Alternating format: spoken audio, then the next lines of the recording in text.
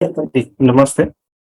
नमस्ते। जी, जैसे कि आज का टॉपिक है हमारा विंग बैंकर्स के ऊपर, जो 5th इंटरव्यू है, डॉक्टर नरुदा को इन्होंने कम्युनिकेट किया और कैसे सारे फैक्ट्स उनको बताए आने वाले समय के लिए और जो करंट प्रोस्पेक्ट में हमारे लिए वो इन्फॉर्मेशन ज़रूरी है, उसी चीज़ को हम समराइज़ करके लोगों को बताने वाले हैं। तो जैसे कि सारा स्टोरी जो उन्होंने थ्रू आउट एक पूरे बुक में उन्होंने मेंशन किया है, उसको हम शॉर्ट में रखेंगे और बाकी जो प्रेज़ेंट टाइम के लिए जो हमारे लिए ज़रूरी इन्फॉर्मेशन है, जिस तरह से हमको तैयारी करना है, तो उसको हम थोड़ा एलैबोरेटली समझेंगे।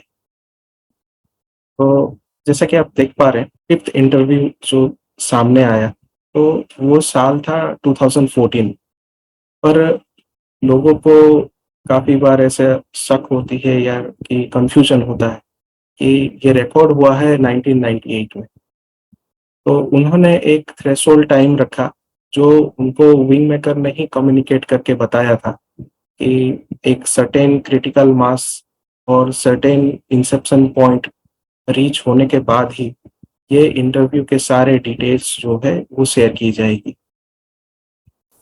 और जो भी इसमें हम इंफॉर्मेशन आज हम जानने वाले हैं या तो उसके विश्लेषण से पता करेंगे, वो सारा का सारा जो है वो डायरेक्टली विंग मेकर से आ रही है।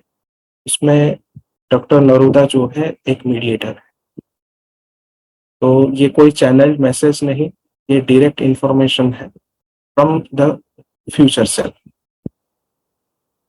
तो ये जब इंटरव्यू कंप्लीट हुआ, ये लास्ट इंटरव्यू था डॉक्टर नरूदा के साथ और इसके बाद वो किसी अनजान रीज़न की वजह से वो अंडर कवर मतलब वो गायब हो गए। आज तक उनका कोई पता नहीं। But he remains anonymous. वो अनजान बनकर अभी भी काम कर रहे हैं and when the proper time comes I hope he will come out. तो ये जो सारे तथ्य है जो हम आज जानेंगे, तो उसका एक थीम हमने प्रिपेयर किया है थ्रू आउट द बुक। तो पहला जो है वो कौन-सा फंडामेंटल डिसेप्शन है जिसमें हम एक प्रोग्राम्ड रियलिटी के अंदर जी रहे हैं। जो आज तक ह्यूमन जो है यही सोच रहा है कि वो सिर्फ एक छोटी-सी आत्मा है, जो एक शरीर धारण करके यहाँ पे बार-बार रीइन्कार्नेट होता है, वो अर्थ को एक स्कूल मानने लगा है। सेकंड है कि कौन-सा ऐसा फ़ोर्स है जो ह्यूमन को एक लिमिट सोर्स में ही बनाकर इस धरती पर बाँध के रखा है। और तीसरा है कि हम अगर ह्यूमन के अंदर एक अटूट सोर्स है जिसको हम इनफाइनाइट बीइंग कहते हैं या तो आत्मा कहते हैं, सोल कहते हैं। तो वो हम हमारे अंदर वो क्या कैद है और ये जो हमारा बायोलॉजिकल होस्ट है, तो वो कैसे इस इनफाइनाइट बीइंग को इतने हज़ारों-हज़ारों साल से लेकर चलता आ रहा है और हम अपने रियल स्वरूप को जान नहीं पा रहे। फोर्थ है ये जो डिज़ाइन्ड रियलिटी की हमने बात की, जिसमें ये सारा जो चीज़ हम देख रहे हैं वो एक माया है और इसी माया के अंदर हम हज़ारों रीइन्कार्नेशन करते रहते हैं, उसमें हज़ार टाइप के रोल्स भी प्ले करते हैं, तो उसको भी हम जानेंगे। और ये जो प्रोग्राम्ड रियलिटी है, उसके पीछे का रीज़न क्या है? क्या इस क्रिएशन का मूलभूत नियम ही ऐसा है कि हमेशा से हम माया से ही आए और माया में ही चलते जाएँगे? फिर लास्ट है कि इस जो प्रोग्राम रियलिटी का बात कर रहे हैं, या तो माया कहते हैं या तो वेल कहते हैं, उससे हम कैसे मुक्त हो सकते हैं? और ये इन्फॉर्मेशन भी विंग मेकर में डॉक्टर नरोदा के थ्रू दे रहे वाले हैं। तो इस डिस्कशन के दौरान काफ़ी सारे जो कीवर्ड्स हैं, जो हम बार-बार उसका नाम लेंगे, ये सारे जो है हो सकता है बहुत सारे नए लोग इंफॉर्मेशन को सुनेंगे तो उनके लिए नया हो सकता है। तो मैं एक के बाद एक पहले समझा देता हूँ। तो क्या है, हम एक फ्लो में आगे बढ़े। तो पहला जो है वो है एसीआईओ।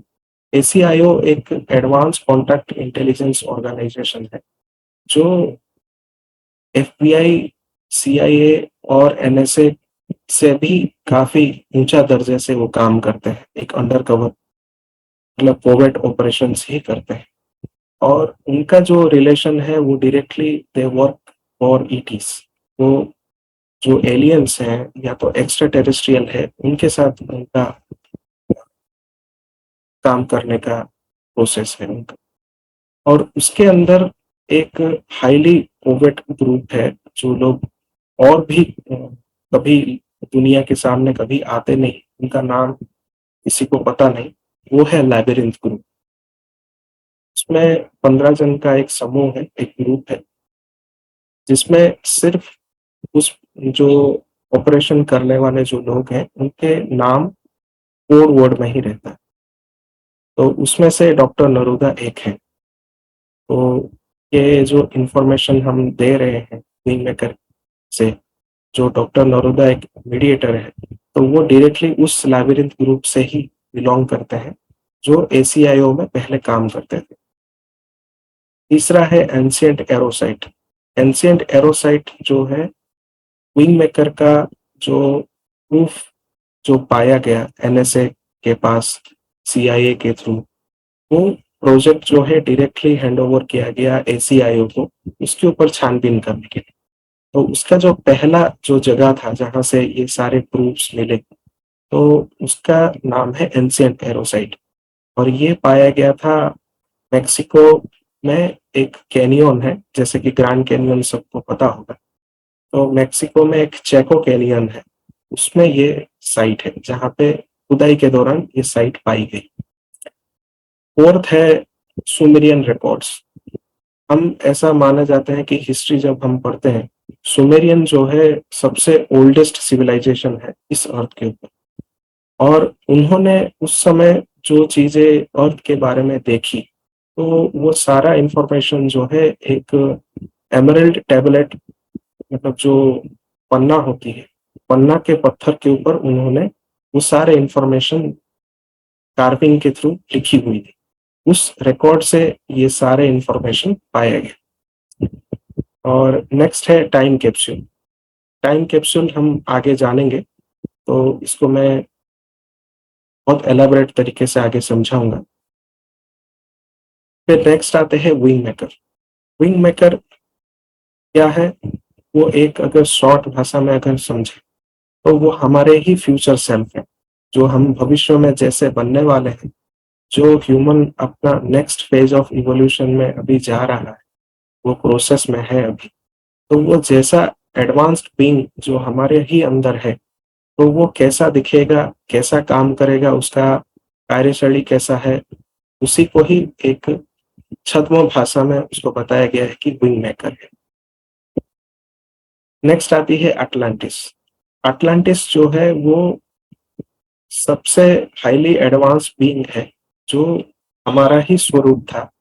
जो हम इस प्रोग्राम रियलिटी में धीरे धीरे डेंस थ्री डायमेंशनल स्ट्रक्चर में आते गए, तो उसमें हम अपने को भूल गए। तो आज हम ह्यूमन कहलाते हैं, उस पास्ट टाइमलाइन में हम खुद को एटलांटिस कहलाते हैं।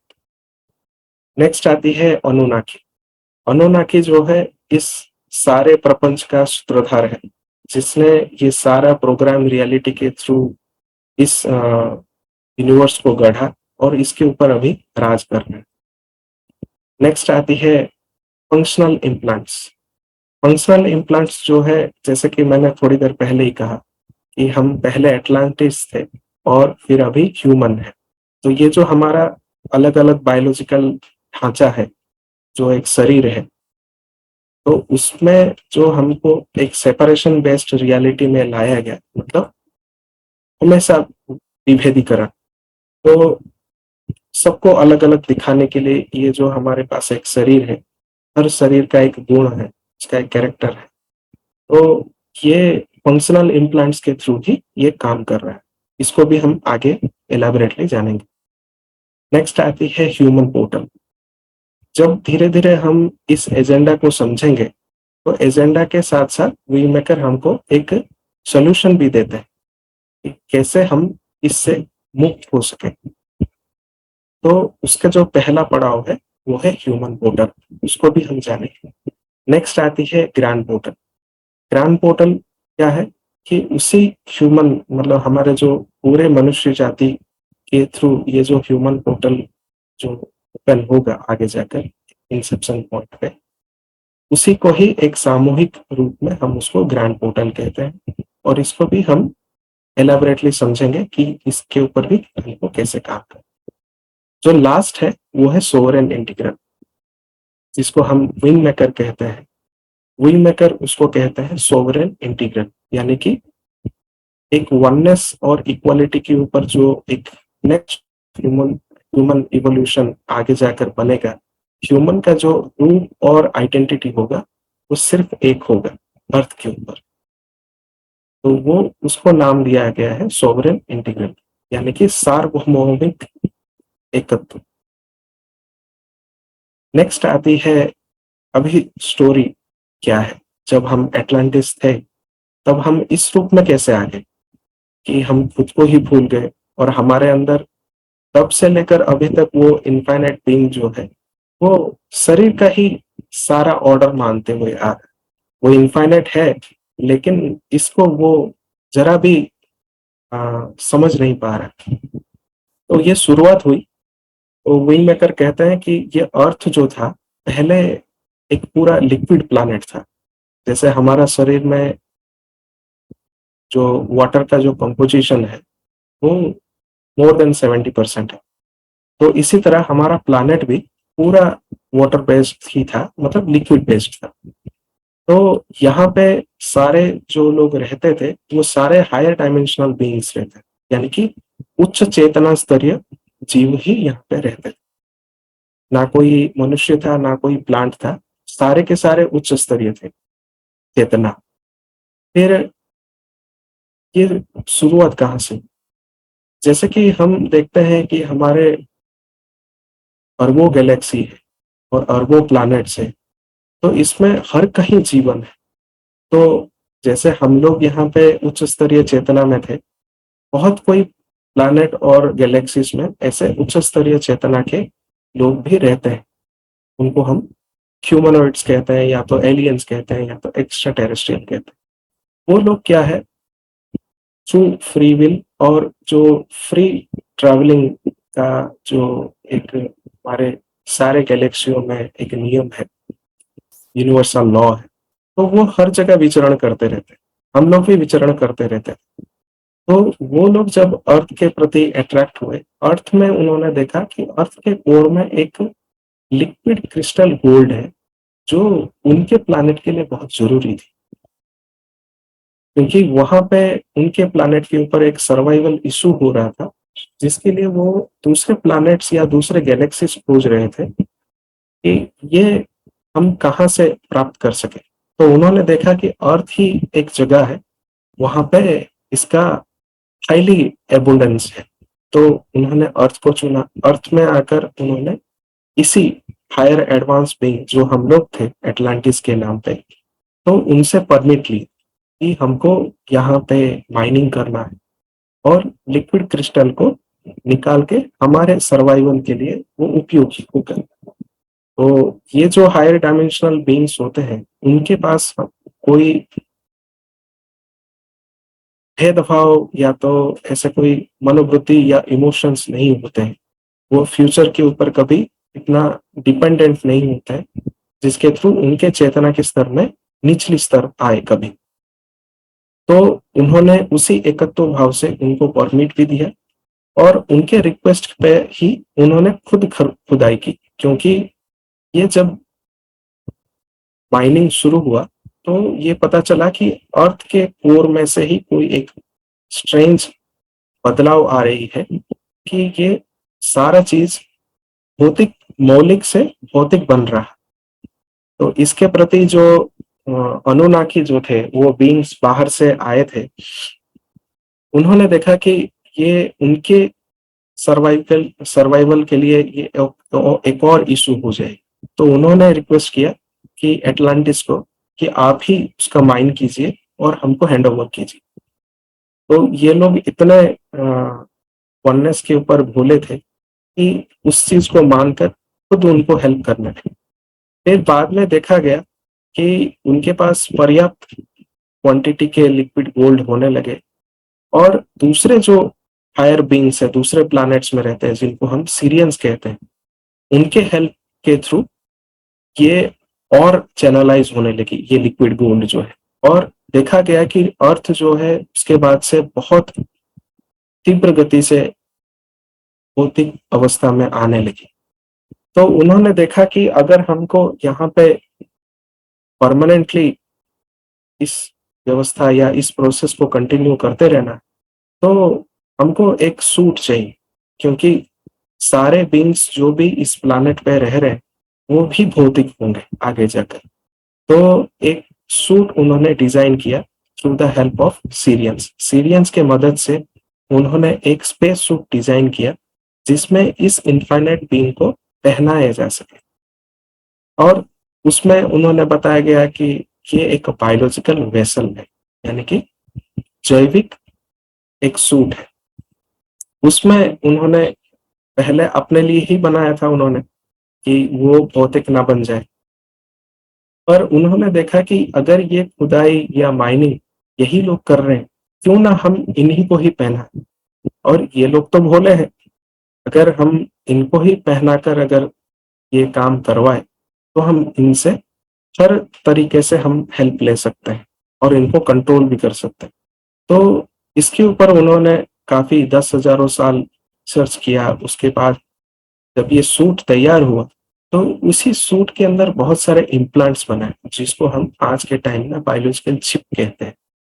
तो ये जो बायोलॉजिकल चिप्स है ये हमारे बॉडी के अंदर ही बनाए गए।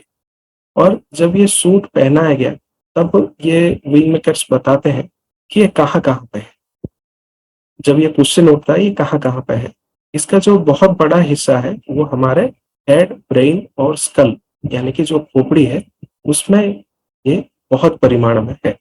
और दूसरा चेस्ट एरिया में है। और जब हमारा मिड बैक है या तो रिस्ट है, एंकल है पैर के, उसमें भी ये सारे चिप्स बिछे हुए हैं। और जब इसको पहनाया गया फर्स्ट टाइम के लिए, उसको कहा गया कि ये ह्यूमन 1.0 है, यानी कि ह्यूमन की पहली प्रजाति जो उस बायोलॉजिकल कोष के अंदर वो इनफाइनाइट बीइंग पहली बार आया। उसको तो पता ही नहीं था कि ये कैद होने वाला है, बट वो पहली टाइम पहला। तो ये जो इनफाइनाइट बीइंग्स है ये भले नॉन फिजिकल हो या चेतना के स्थिति में हाईली कॉन्शियस बीइंग हो, इन सबके बॉडी ना होकर भी इनके डीएनए फ्रैगमेंट्स होते हैं। तो ये जो चिप्स बनाई गई थी उन्होंने ऐसा डिजाइन किया कि ये डीएनए फ्रैगमेंट के साथ कॉपुलेट हो जाए, यानी कि मर्ज हो जाए।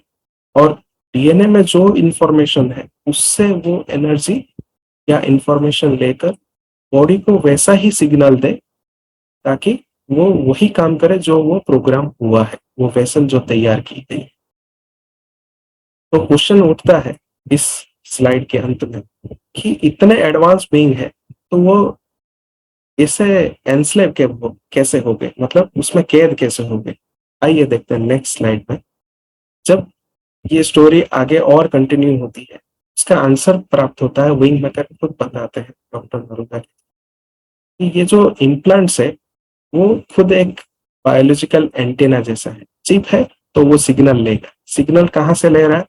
जो उसका जो बॉस है जिसने उसको डिजाइन किया है उसके प्रोग्राम्ड इंफॉर्मेशन को ही वो बॉडी में हमेशा एसिमिलेट करते रहता है, यानी कि समाहित करता है, एनालाइज करता है और उसको काम करने में मदद करता है। और उसमें उन्होंने ऐसा एक फंक्शन डाल दिया जिसके थ्रू जो हमारे डीएनए के अंदर जो एक असीमित शक्ति का या तो उच्च स्तरीय चेतना का एक जो इंफॉर्मेशन अंदर थी उसको वो धीरे धीरे भुलाना शुरू कर दिया कि हम असल में है कौन। तो देखिए ये प्रोग्राम कितना गहरा है कि हमारा बॉडी, हम खुद बोलते हैं ये हमारा बॉडी है, बट ये हमारे लिए एक कैद खाना जैसा है। इसके अंदर ये सारे चिप लगी हुई है और ये हमको आज तक कंट्रोल कर रहे हैं। फिर क्या हुआ कि ये जो चिप्स जो हमारे डीएनए के साथ मर्ज होकर काम करने लगे, तो इसका जो पूरा फोकस शुरू हुआ, ये पूरा सर्वाइवल के ऊपर ही। आज तक जो भी हम सर्वाइव का ही सोच रहे हैं, इवन हम जॉब भी करना चाहते हैं, अच्छा पैसा कमाना चाहते हैं, अच्छा एक कैरेक्टर वाले मनुष्य बनना चाहते हैं, उस हर एक के पीछे आप तत्व देखिए सर्वाइवल। तो ये जो सर्वाइवल का जो एक तत्व आया है, उसी ह्यूमन वेसल से ही आया है, जब हम ह्यूमन 1.0 कहलाते। तो इसके सारे जो परफॉर्मेंस है, मतलब इस बॉडी का, वो सारे भौतिकवाद ही थे। तो ह्यूमन 1.0 का कुछ कैरेक्टर्स कैसे पता करें, तो विंग मेकर बताते हैं कि वो आपस में उनका कोई रिलेशन नहीं, क्योंकि सारे एक जैसे ही दिखते थे। उनके पास रिप्रोडक्शन का कोई कैपेसिटी नहीं थी, यानी कि फैमिली या तो बच्चे पैदा करने का उनके पास कोई शक्ति नहीं थी, और वो आपस में कोई कम्युनिकेट भी नहीं कर पा रहे थे, गूंगे बहरे जैसा ही। उनको डिजाइन किया गया था उसी पर्पस में कि वो कुछ भी ना करे, सिर्फ काम करते रहे, वो माइनिंग करते रहे। फिर क्या हुआ कि जब ये पता चला कि कुछ टाइम के बाद ये बायोलॉजिकल चीज है, भौतिक चीज है, ये तो कभी ना कभी डिग्रेड होगा, यानी कि ये खत्म हो जाएगा। तो ये फिर जो सीरियंस थे और अनुनाकी थे, उनका एक बॉस था अनु करके। उसने ये बात कहा कि ये हमारे लिए एक हेडेक जैसा है कि इस बॉडी को खत्म हो जाने के बाद तो ये फिर इनफाइनाइट बीइंग में आ जाएगा, ये शरीर छोड़ के। तो इसको क्या करें जो एक और हम इसको द्वंद में रखें या तो धुंध में रखें। तो उन्होंने एक होल्डिंग प्लेन बनाया, यानी कि एक और डिमेंशन बनाया, जिसको हम रिसाइकल ऑफ वेसल कहते हैं, यानी कि प्लेस ऑफ री इनकारनेशन। उसको भी हम आगे देखेंगे। जब हमारा मृत्यु होता है, हम एक टनल ऑफ लाइट से गुजरते हैं, तो वो वही जगह है जो सीरियंस और अनु ने डिजाइन किया था, एक और होलोग्राफिक रियलिटी, जिसमें हमको वापस धकेल दिया जाता है एक और नया शरीर के लिए। नेक्स्ट आती है कि ये जो ऑटोमेटेड सिस्टम इन्होंने डेवलप कर दिया कि एक नया शरीर, फिर से काम करो, माइनिंग करो, खुदाई करते रहो, लिक्विड गोल्ड उनको देते रहो, और जब शरीर वेस्ट हो जाए, जब आप एस्ट्रल प्लेन में जाते हैं, आपको वहां से एक और इंफॉर्मेशन दिया जाएगा कि आपने इतने कर्म किए हैं, आपको वापस एक शरीर धारण करने, तो वो वापस री इनकारनेट हो जाएगी। तो इस तरह इस माया का सृष्टि का प्रारंभ हुआ। फिर क्या बताया जाता है कि जब उनके पास एनफ लिक्विड गोल्ड होने लगे, तो उन्होंने देखा कि ये इनफाइनाइट सोर्स बीइंग है, इनके पास इनफाइनाइट शक्तियां हैं। तो क्या करे जो हम इनके शक्ति को हम हमेशा सक करते रहे, यानी कि हम खुद इनके शक्तियों को ले सके। तो उन्होंने क्या किया, अनु के मदद से एक और स्पेस सूट का डिजाइन किया, जिसमें हाईली एडवांस चिप्स थे, जिसके थ्रू उसमें कैपेबिलिटीज डाल दी गई कि उन्होंने देखा कि हमको ही ये बायोलॉजिकल वेसल डिजाइन करने पड़ी। तो इनमें ऐसा चिप्स डाल दिया कि यह बायोलॉजिकल वेसल जो है, ये खुद ही बनकर बाहर निकले, यानी कि मनुष्य जब दूसरे मनुष्य को जन्म देगा, तो वो खुद ही एक शरीर आएगा। तो इसको कहा गया ह्यूमन 2.0। तो ये जो 2.0 है, उसमें बहुत सारे सोचने का कैपेसिटी, बच्चे पैदा करने का कैपेसिटी, और एक दूसरे के साथ कैसे कम्युनिकेट कर सके, उसका भी फैसिलिटी इसमें डाल दी गई। तो इसके थ्रू क्या हुआ, ये एक और सृष्टि का नया लेवल शुरुआत हो गया, जिसमें वो आपस में एक समूह बनाकर रहने लगे। जहां पर हमको हिस्ट्री में आज तक झूठ बताई जाती है कि ये बानर जो थे, ये एक झुंड बनाकर रहते थे, जंगल में ही रहते थे। तो उसका जो असली तथ्य जो है, ये ह्यूमन 2.0 है, जो जंगलों में समूह बनाकर रहते थे। और वो ह्यूमन 2.0 कैसे दिखते थे, उनका कैरेक्टर क्या है, वो आप और हम जैसा ही है, बिल्कुल ऐसा ही।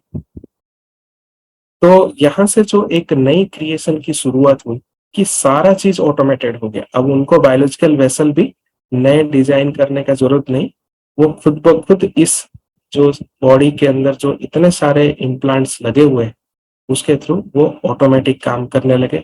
और उनका ऑल टाइम मेंटेलिटी हो गया कि सुबह उठे तो कैसे सरवाइव करना है, चाहे वो पैसा हो या एनर्जी हो या खाना। तो यहाँ से क्या हो गया कि एक शिक्षा का पद्धति शुरू हुई कि ये जो हम सोचते हैं कि अर्थ एक स्कूल है और यहाँ से हम कुछ सीखने आए हैं, ये वाला फंडामेंटलिज्म यहाँ से शुरुआत शुरुआत हुआ कि अगर जन्म हुए हैं यहाँ तो कुछ ना कुछ करने के लिए ही आए हैं। ये जो मानसिकता शुरू हुई इसी रियलिटी में, थ्री डायमेंशनल रियलिटी से शुरुआत। नेक्स्ट आती है, जब ये आगे बढ़ता गया तब विंग मेकर बताते हैं कि जब ये ऑटोमेटेड सिस्टम के थ्रू ह्यूमन बार बार जन्म हो रहा है और कुछ ना कुछ सीखने के लिए ही आया है, ये मानने लगा, तो इसको कहा गया एक प्रोग्राम रियलिटी, यानी कि ये बनी बनाई वास्तविकता है। ये कोई ऑटोमेटिक शुरुआत नहीं हुई या भगवान ने शुरुआत नहीं की। फिर क्या हुआ कि अर्थ जो है इतना भौतिक होने लगा कि इसके अंदर एक थर्ड डायमेंशन की रियलिटी प्रकट होने लगी, यानी कि तीसरी आयाम का शुरुआत, यानी कि निचले चेतना का शुरुआत हुई। इसमें रहने वाले भी निचले चेतना में रहेंगे और खुद निचली स्तर की चेतना में ही रहेंगे। और इसमें क्या हुआ कि जब ह्यूमन 1.0 को खत्म किया गया तब ये बताते हैं कि उसको भी यहाँ से हटाया गया। ह्यूमन 2.0 को लाने के लिए यहाँ पे एक आर्टिफिशियल फ्लड लाई गई, जो हम बहुत सारे पुराणों में पढ़ते हैं कि प्रलय आ गया और ह्यूमन जो है वहां से समाप्त हो गए, एक नई जीवन की शुरुआत या तो नई युग की शुरुआत हो।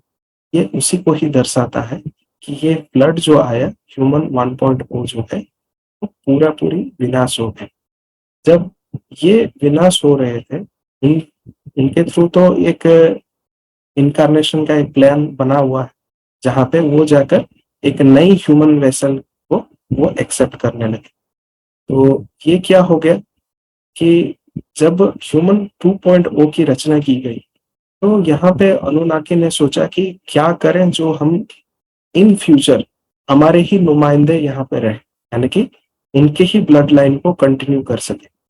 तो उन्होंने क्या किया, उसी बायोलॉजिकल वेसल यानी कि जो ह्यूमन बॉडी है उसमें उनके डीएनए को उन्होंने कॉपुलेट किया, यानी कि मर्ज किया हमारे डीएनए के साथ। तो उससे जो भी हम थ्रू आउट दी वर्ल्ड हम जो देख रहे हैं यहाँ पे एटलांटिस का जो प्योर ब्लड है उसके साथ भी, उसके डीएनए के साथ भी छेड़छाड़ की गई। तो यानी कि आज जो हम है ह्यूमन 2.0 में वो सारे के सारे मिक्स ब्लड है, यानी कि उनके ही प्रोजनी है, एटलांटियन भी है और अनोनाकी भी। इसलिए हमारा सारा सोच जो है सेपरेशन ही रहता है। हम कितने भी स्पिरिचुअल बन जाए, कितने भी साधु बन जाए, पर सोच तो हमारा वैसा ही है, यानी कि उनके जो थॉट पैटर्न है, उनके जो डीएनए के थ्रू जो चैनलाइट इंफॉर्मेशन हमारे ब्रेन के अंदर जो प्रोसेसिंग होती है वो सारा उनके थ्रू ही होता है। फिर क्या हुआ कि ह्यूमन जो है एक इवोल्यूशनरी प्रोसेस से गुजरा और ह्यूमन 2.0 का जो फुल फ्लेज वहां पे काम होने लगा। और यहाँ पे क्या हो गया, जो प्रोग्राम्ड रियलिटी है और बॉडी भी प्रोग्राम्ड है, तो इस चीज को ये अनंत समय के लिए भोग करने के लिए ये आश्वस्त हो गए, यानी कि अब हमारे लिए कोई टेंशन नहीं, हम इनके ऊपर करोड़ों करोड़ों समय तक हम इनके ऊपर राज कर सकते हैं। और इसके में कौन कौन रेस थे, तो विंग मेकर बताते हैं कि इसमें 3 रेस ऑफ बीइंग्स थे।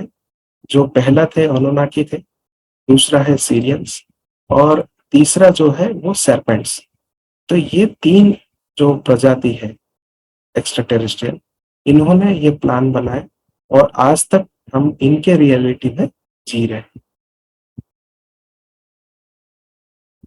नेक्स्ट आती है, जब हम इस इम्प्लांट के साथ इतने मर्ज हो गए और इसी 3D रियलिटी के साथ हम जीने लगे, तो उन्होंने देखा कि ये सारे जो है अब हमारे ही प्रोसेस से गुजर रहे हैं, प्रोग्राम से गुजर रहे हैं, तो क्यों ना एक और एक लेवल ऑफ रियलिटी इनके ऊपर क्रिएट किया जाए, ताकि ये हमेशा डर में जी कि एक रूलर है या तो कोई एक सेवियर है, इनके पास ऑल टाइम इनको सर्वाइलेंस में है, जैसे कि सीसीटीवी कैमरा लगा हुआ है, हमेशा कोई ना कोई बोलता रहता है कि बस ऊपर से तो भगवान देख रहे हैं। यानी कि उस टाइप का एक सिस्टम को इन्होंने क्रिएट किया और उसको नाम दिया इन्होंने गॉड। यानी कि ये आगे जाकर हम और अच्छी तरह से समझेंगे कि असल में ये जो भगवत्ता है या तो भगवान है, ये क्या क्रिएट की गई है या ये ऑटोमेटेड आया है। तो यहाँ से ही वो बता दे रहे हैं कि गॉड का जो कॉन्सेप्ट है इन्होंने ही बनाया, और ऊपर से ऐसे रियलिटीज को ये क्रिएट करते हैं मैजिक की तरह, और हमारा ह्यूमन कॉन्शियसनेस ऐसा प्रोग्राम हो गया है कि उस चीज को सत्य ही मानता है, उससे बियॉन्ड कभी वो सोचता भी नहीं। तब ये पाया गया कि ह्यूमन ब्रेन के अंदर जो प्रोसेस होती है वो तीन टाइप के माइंड है।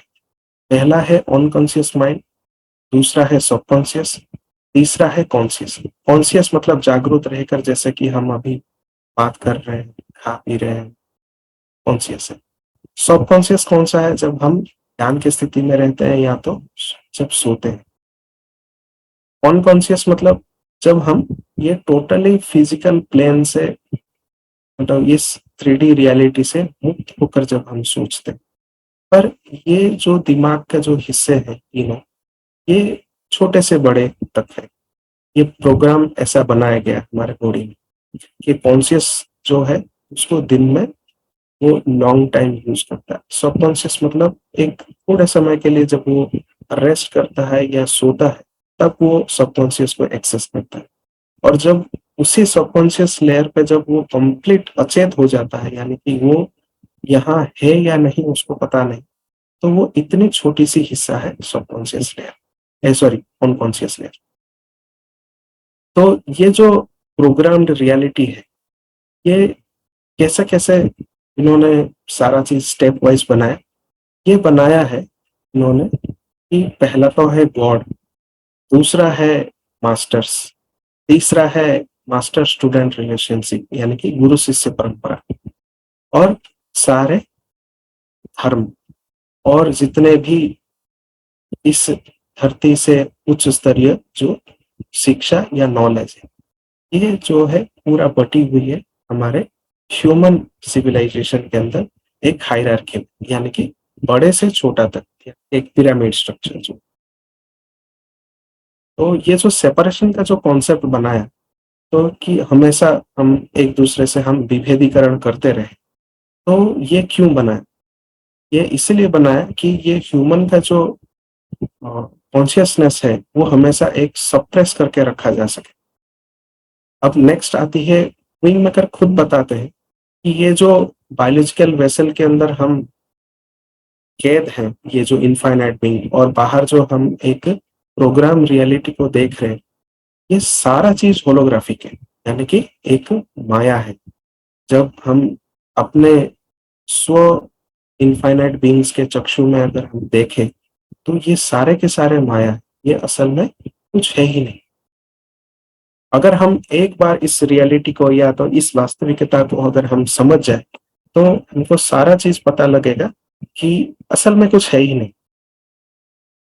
तो एक सूत्र उन्होंने दिया कि आई एम वी आर का एक कॉन्सेप्ट है, जिसके थ्रू ह्यूमन को एक कॉन्शियसनेस लेवल पे एक पंप मिले, यानी कि उछाल मिले, जिससे हम वेल या तो धुंध के उस पार देखने का एक बार तो कोशिश करें।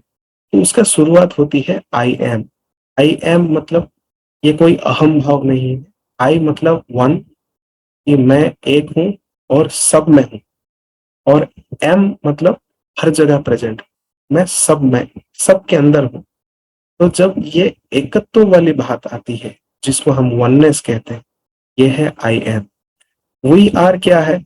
सब में मैं ही हूं और मैं सब के अंदर हूं। तो यानी कि वो वी आर है, वो एक नेक्स्ट लेवल ऑफ कॉन्शियसनेस है। वो भी हम आगे जानेंगे उसको कैसे हम एक्टिवेट करें। जब ये हायर बीइंग सारे इस रियलिटी के को बाहर से देख रहे थे, तो बहुत सारे जो स्क्रिप्चर्स में हम पढ़ते हैं, हमारे पुराण शास्त्र ग्रंथ, कुरान, बाइबल, ये जितने सारे बनाए हैं, ये होली टेक्स्ट को भी इन्होंने मैनिपुलेट कर दिया कि ऊपर एक जो है भगवान है। तो ये जो सारे जो हम इस थ्री डायमेंशनल रियलिटी में देखते हैं, सीखते हैं, एक दूसरे से सुनते हैं, वो इसी रियलिटी का हिस्सा है। यानी कि वो सारा धुंध है। फिर आगे समझते हैं कि ये जो इल्यूजन क्रिएट की गई, तो इसको उन्होंने दो भागों में समझाया कि पहला तो है एक्सेस इनटू अनकॉन्शियस माइंड। अगर जब हम खुद को इस आई एम के कॉन्सेप्ट को या कंस्ट्रक्ट को हमारे अंदर एक्टिवेट करें, तो उसके लिए हमको अपने ही अनकॉन्शियस माइंड के ऊपर एक्सेस होनी चाहिए। और नेक्स्ट है कि हमारे अंदर जो चिप्स या तो इम्प्लांट्स लगी हुई है, वो ये भी है कि हम इसको बंद भी कर सकते हैं या तो हम उसको अपग्रेड भी करा सकते हैं। वो इतना फ्लेक्सिबल है। नेक्स्ट आती है कि ये जो कॉन्शियसनेस है यानी कि चेतना है, ये हर भाग में विभक्त हुई है, यानी कि अलग अलग ये में डिस्ट्रीब्यूट हुई। लेकिन जब हम एकत्व भाव में जब सोचते हैं, वो एक वी आर का कॉन्सेप्ट भी सामने आता है, जो हमारे जो सोर्स है, जिसने इस पूरे सृष्टि में वो विराजमान है, जिसको हम ओमनी प्रेजेंट ओमनीसेंट कहते हैं। तो वो जो सोर्स है, जिसको हम ओरिजिनली मान सकते हैं कि ये एक ही भगवत्ता का एक सोर्स है, तो ये जो है उस वी आर के कॉन्सेप्ट से बनी हुई। नेक्स्ट आती है कि ये जो ट्रैप है यानी कि माया है, ये कहाँ? तो विंग मेकर कहते हैं कि आप जहां तक आपका नजर घुमा सकते हो, या तो आपकी चेतना का जो सोर्स है वो जहां तक फैला हुआ है, वहां तक ये विस्तार है। यानी कि पर एक प्लेन, जिसको हम डायमेंशन कहते हैं, पर डिमेंशन में है इस ट्रैप का जो सृष्टि है। दूसरा है आफ्टर लाइफ, जब हम मरने के बाद जहां जाते हैं, और भगवान। ये तीनों में ही ये लाइफ घूमता रहता है, और इसी तीनों को लेकर ये सृष्टि जो द्वंद का जो सृष्टि है, डुअलिटी जो है, पूरी बनी हुई। तो जब इसके ऊपर क्वेश्चन आता है कि हमारे अंदर इनफाइनाइट बीइंग है या सोल है, तो वहां पे वो जवाब देते हैं, सोल जो है एक अल्टीमेट पावर सोर्स है, वो एक बैटरी की तरह है, पर है वो बहुआयामी है, यानी कि मल्टी डिमेंशनल एक कोर है, जो इस बॉडी को वो जिंदा रखने में मदद करता है। लेकिन वो इस ह्यूमन इंटरफेस यानी कि बॉडी के साथ या यूनिफॉर्म के साथ इतना वो मर्ज हो चुका है कि उसके सामने जो भी प्रकट हो रहा है इस थ्री डायमेंशनल वास्तविकता में, वो उसको सत्य मान के उसमें अपनी एनर्जी को लगा देता है। नेक्स्ट आती है कि जब हम इस I am we are concept को और डीपली धीरे धीरे समझने जाए, तो इसमें क्या होती है कि एक ना एक दिन ह्यूमन जो है अपने रियल स्वरूप को ढूंढेगा, और जब वो ढूंढेगा तो उसको ये सूत्र जरूर प्राप्त होगा। जैसे कि आज भी जितने लोग इस इंफॉर्मेशन को ग्रहण करेंगे अपने चेतना स्थिति के अनुसार, उनके लिए उनका ही रियलिटी प्रकट हो रहा है कि उन्होंने ये सोचकर इस धरती पर इस समय प्रकट हुए हैं कि इस सत्य को वो ग्रहण कर सके। तो नेक्स्ट आती है, विंग मेकर खुद बताते हैं कि ह्यूमन का जो फ्यूचर टाइम है, उसमें वो खुद विराजमान है। जो हम बात कर रहे हैं या तो सुन रहे हैं, ये खुद एक विंग मेकर का ही इंफॉर्मेशन है। हमारा रियल जो फ्यूचर सेल्फ है, जो विंग मेकर के रूप में वहां विराजमान है, वो हमारे थ्रू बुलवा रहा है ये सारा रियलिटी। नेक्स्ट आती है मरने के बाद क्या होती है। इसके ऊपर सारे धर्मों ने बहुत ही अपने अवधारणाएं दी है, अपना अपना ओपिनियन को उन्होंने लॉ या तो प्रिंसिपल बना दिया आगे जाकर। उसके ऊपर कोई भी क्वेश्चन उठाए तो या तो वो ईश निंदा में आ जाती है या तो ब्लास्फेमी में आ जाती है। तो उसके ऊपर क्या सत्य है? सत्य यह है कि विंग मेकर ये बताते हैं, ये जो होलोग्राफिक प्रोजेक्शन है, इसका जब हम नेक्स्ट लेवल ऑफ डिसेप्शन यानी कि नए धुंध के अंदर घुसते हैं, जब पढ़ने के बाद जो ये इमेज में देख पा रहे होंगे कि एक टनल ऑफ लाइट है जिसके थ्रू ये जो अनंत इनफाइनाइट बीइंग है वो गति कर रहा है। तो जब वो लाइट को देखता है तो वो आकर्षित हो जाता है, क्योंकि ये भी एक प्रोग्राम किया है। ये लाइट जो है वो गुड का स्वरूप है, अंधेरा है तो वो डार्क का है, वो भी हम आगे समझेंगे। पर आफ्टर लाइफ यहाँ देखते हैं कि ये एक इंटरेस्टिंग कॉन्सेप्ट यहाँ पे इन्होंने बनाई, खुद अनुनाकी ने इस माया को क्रिएट किया कि आप हमेशा रोशनी की तरफ ही आकर्षित हो। तो ये जो डीएनए में सारा इंफॉर्मेशन इन्होंने इस स्पेस सूट के थ्रू या तो मनुष्य शरीर के अंदर ये सारा इंफॉर्मेशन डाल दिया, तो वो हमेशा उसी चीज को ही करता है इस शरीर को छोड़ने के बाद भी, क्योंकि वो इम्प्लांट्स जो है उसके डीएनए के साथ मर्ज हुआ है। तो ये क्वेश्चन किसी को भी आ सकता है कि शरीर छोड़ने के बाद वो तो मुक्त हो गया। नहीं, वो जब तक उसके डीएनए के साथ ये सारा इंफॉर्मेशन चैनलाइज हो रही है, तब तक ये भले कितना शरीर छोड़ दे, वो वही काम करता रहता है जो उसका प्रोग्राम किया। यानी कि इसको इन्होंने क्यों बनाया? इसलिए बनाया कि जब सीरियंस ने देखा कि ये तो हमारा सारा कहा मानते हैं, ये इतने इनफाइनाइट बीइंग है कि इनसे आप एनर्जी सक करो और एक वर्थलेस क्रिएचर बनाओ, यानी कि नगण्य क्रिएचर। तो उसके लिए उन्होंने इस ह्यूमन 2.0 के शरीर के अंदर ऐसा प्रोग्रामिंग कर दिया कि वो हमेशा इसी अपराध बोध मानसिकता में ही जीता रहे कि जन्म हुआ तो उसको कष्ट भोगना है, कष्ट भोगते भोगते वो भगवान को खोजना है, भगवान को खोजते खोजते वो शरीर छोड़ देना है। तो इवेंचुअली क्या होती है कि ये हमेशा रिसाइकल होता आ रहा है। अपने यहाँ पे जैसे कि लाखों करोड़ों जन्म लिए हैं सारे आत्माओं ने, तो उसमें वो रिसाइकल ही हो रहा है, यानी कि दासत्व में ही इस जीवन को व्यतीत कर रहा है। भले वो किसी भी रियलिटी में है, या तो धनी बने, गरीब बने, हिंदू बने, मुसलमान बने या कुछ भी बने, वो हमेशा उसी एनस्लेवमेंट में रह रहे। पर विंग मेकर क्या के पास एक क्वेश्चन उठती है, क्या ये हमेशा चलता रहेगा? तो वो बताते हैं कि नहीं, एक बार क्या होगा, एक दिन हमेशा सब जागेंगे, हर कोई जागेगा। और जब वो उस चीज को खोजेगा रियलिटी क्या है, तब उसको ये आई एम वी आर का कंस्ट्रक्ट जो है एक ना एक दिन पता चलेगा। जैसे कि आज हम देख पा रहे हैं कि ये हमारे पास ये इंफॉर्मेशन आ रही है, तो ये हमारे ही सोल प्लान का एक पार्ट है जो हम इस इंफॉर्मेशन को आज ग्रहण करते हैं।